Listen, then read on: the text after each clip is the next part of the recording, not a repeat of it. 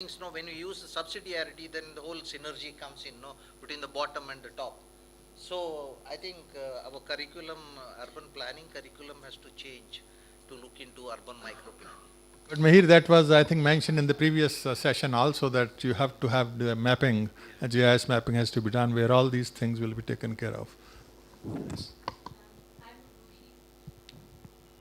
I'm Ruhi Seth from Oxford Policy Management, and my area is public health, so I'm actually coming in on this from that angle. And it's quite obvious from hearing the discussions that have been going on that a lot of political commitment and a lot of political economy factors are involved to address this huge issue. And I was wondering, with the Swachh Bharat Abhiyan, I haven't heard any sort of mention here of connections between urban water systems and Swachh Bharat Abhiyan. So, and I also attended a workshop last week, a huge conference, India Water Summit, where again, in the context of Swachh Bharat Abhiyan, the major discussion was focused on open defecation and toilets. Now, I think that is extremely dangerous if the Swachh Bharat Abhiyan gets narrowed down to that. So is there some way by which these sort of issues are linked into that, because that will be very good for the Swachh Bharat Abhiyan to address the actual Swachh and Swasth issues, and would be good for the urban water systems as well to draw on this huge high level of political commitment and funding and to make it sustainable. I would like to tell. Okay. One thing is, the urban health is very closely linked with the failure of the urban services. The net result of the failure of urban services is the bad urban health.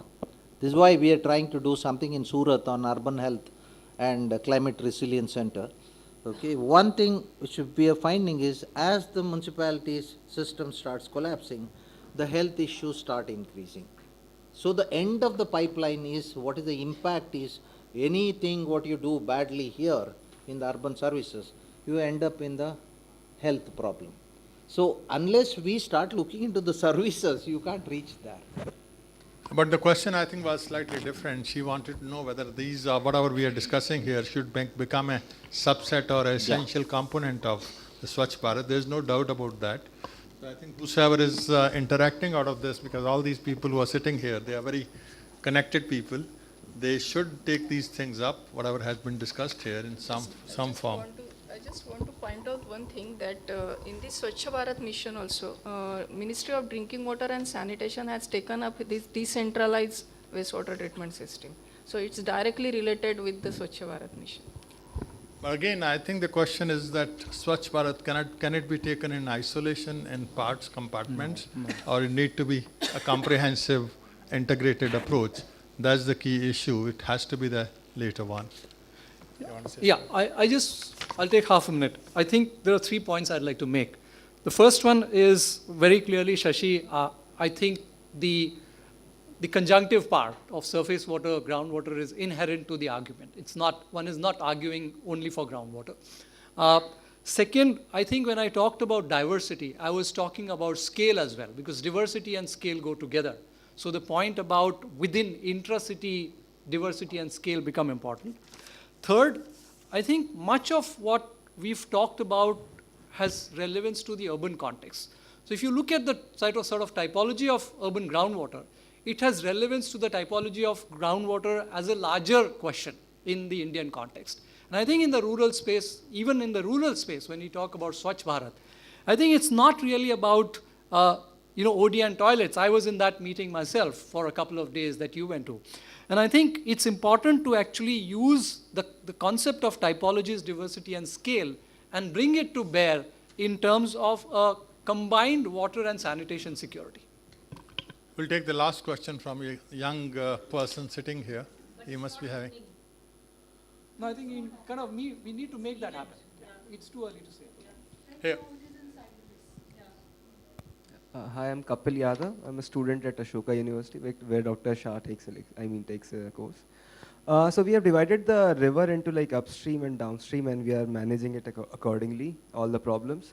For me, the river starts from the glacier, and before it reaches the first village or the first town, that is where we actually start taking care of the problems associated with the river.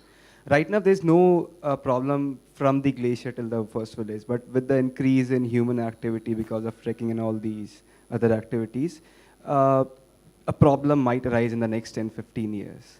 So what should be the right strategy, or what is the intervention we need in that place where there is no problem but where we need to save it? I think one thing which is to be understood very well is that in all these processes, you are not generating any water. You are only either reusing is not generating, basically you are reusing the water which you have cleared, but is not additional water becoming available to you. The question is that you have a limited resource, how to distribute it. You can keep it moving around. You can keep moving it upstream. You can keep moving it to lateral areas, but the resource is same. That is where the management starts with doing the basin planning. How much is the resource available and how much you can use for various demands. So after a while, when all your demands keep on growing, there has to be a time where you have to say that now nothing more, because this is where the sustainability is lost if you go beyond this. You can still keep on moving around depending on where the society feels that they need more, but it has to be at somebody else's cost. So as long as you understand this basic principle, that whatever water you are getting is coming, which is earlier in a pristine situation, it was being used for something else. What that else thing was, it needs to be understood, whether it was some species, whether you are using the water which was part of the environmental requirement of the river system, or a small drainage which was being acted upon. That is, if you start understanding that, and that's where I started with, that you have to start planning in terms of what are the maximum which you can take from a system, and beyond that is not possible. You have to manage as a society. If you don't do that, then you're going to doom. So with that, I think we'll need to conclude here. It's a very complex subject. It's not very simple subject. It needs many more debates like this, but you need to really keep on addressing these issues. But I think one core issue is that you need to use science, you need to use the latest technologies, you need to use the information technology, maybe to make people participate, you need to educate them. All those things are a must if you really want to do good service to these systems. I'll now take this opportunity to thank all my panels and the people who have made very beautiful presentations. We have taken, I think, 20 minutes more than what was our share, but I think sometimes you cannot control this. Let them give a big hand. And thank you much. Yes, the lunch is being served, and I think you must be feeling hungry. This is beyond lunchtime. Thank you.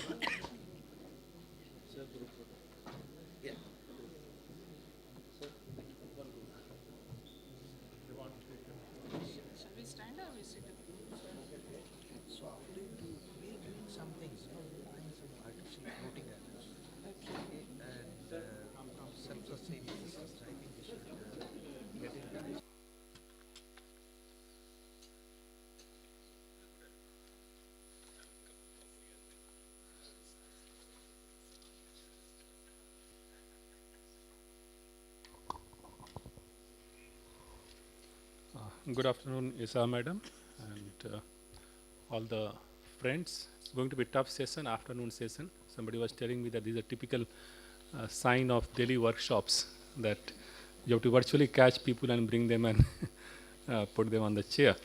It's a wonderful gathering. In fact, I missed the first session, so I'm not able to. But I've gone through the report of Mr. Mihir Shah, and in fact, yesterday when I was going through the report, I realized that probably he has written about the city where I am living, and that is the beauty of this report, that whosoever reads this report, they will feel that he is talking about his or her city. And it's an extremely important part, urban water system in India. We all know that how we have grown our urban population, and it is emerging as a major challenge. There are many challenges in the urban development, and but one of the most important, which is going to be very, very extremely crucial is the water supply, and we have to seriously think and discuss and find out practical solutions, because there are many theoretical solutions which are available, but when you go to implement on the ground, why I'm telling, because of my experience in working as chairman of Bangalore Water Supply Board, and you will come across cases where you don't know that how exactly you are going to solve this problem, and it all starts with the from the source, from where you are going to get the surface water, and borewell. I have gone in this book, and it's a very alarming situation, and it's a fact of the life that almost about 25 to 30% of the mega city requirement of water supply is still, even now, is being met by borewell. I'm just giving an example of Bangalore. We have more than 3 lakhs private borewells, and but the fact is that we don't have any assessment that how much of water is coming from this borewell. In fact, we tried to do a rough estimate in Bangalore, and we came to a figure, a hopping figure of 600 million liter of water is coming from the borewell, and about 1400 million liter water that we are getting from the surface source, that is the Kaveri water. So both together it's about 2000 ml. It's a huge percentage, almost about 30% is being contributed by the borewell, and we have to seriously think that how to improve the quality of the borewell water, where because the surface waters are limited, and when you start from the surface water, like the case of Karnataka, like even to bring a single drop more water to Bangalore, the eyebrows will be raised in neighboring estates. So, and in fact, one of the conference I was telling, it's not about 2 estates. Now the situation has come where the already fight has just started between rural and urban. In fact, in Bangalore, a state allocated 10 TMC of water for the BWSSB, but I asked them the question that will the farmers will allow me to take this 10 TMC of water? So it's good to approve on the paper, but when I'm physically going to bring that thing, that I know very well it is going to be a big, really tough time, and now there is a fight among the cities itself. Within the city itself, like I have seen one corporator sitting virtually on the wall and not allowing it to be operated for water to go to the downstream, that first you give 4 hours in my area and then the water will go. So the whole problem starts from the source, and then you go to the issue of management, the distribution part, and a city like Bangalore, which is very similar to a situation in other big cities also, where the wastage is almost about 48%. So after bringing water for 150 kilometer, 50% of that is not used, or it might be getting used, but at least we are not getting revenue out of that, and that is another very serious issue. And then coming to the disposal part is extremely important, and even I'm just giving a classic example of Bangalore, that which is supposed to be a nice city, the city of lakes and all those things, but the fact is that out of the total generated sewer of 1300 MLD, I'm able to treat only 600, 650. So almost 50% of the sewer which is generated, which is on record, I'm not able to treat it because I don't have the capacity. And the reason is that in the past, whenever we talked about the water management, we always focused on how to bring more and more water for the people. We totally neglected that what is happening once you use the water. And I think the time has come that equally or even more focus has to be given that once the water is consumed, where the water is going and what is going to happen, whether it is being treated properly. And it is not only a question of treating and leaving it to nalas, that is one aspect, but whether we can make reuse of that water. And I think through workshop like this, we have to really explore the possibility of changing the mindset of people in this country. The same person when goes to Singapore buys a bottle of new water and drinks very happily, but if I do the similar thing in this this city, maybe that next day morning there will be a lot of agitation on that. So I think the time has come. In fact, I have a treatment plant which is tertiary treatment plant with the membrane filtration, 60 MLD capacity, and what we are using is only 2 MLD of that I'm using. 58 MLD is not being used. I told my people that why don't we connect this to the main distribution pipeline? उन्होंने बोला साहब मार खाना है क्या? Because so that was the issue, and then I asked them that why? What is the problem when we know that it is better quality?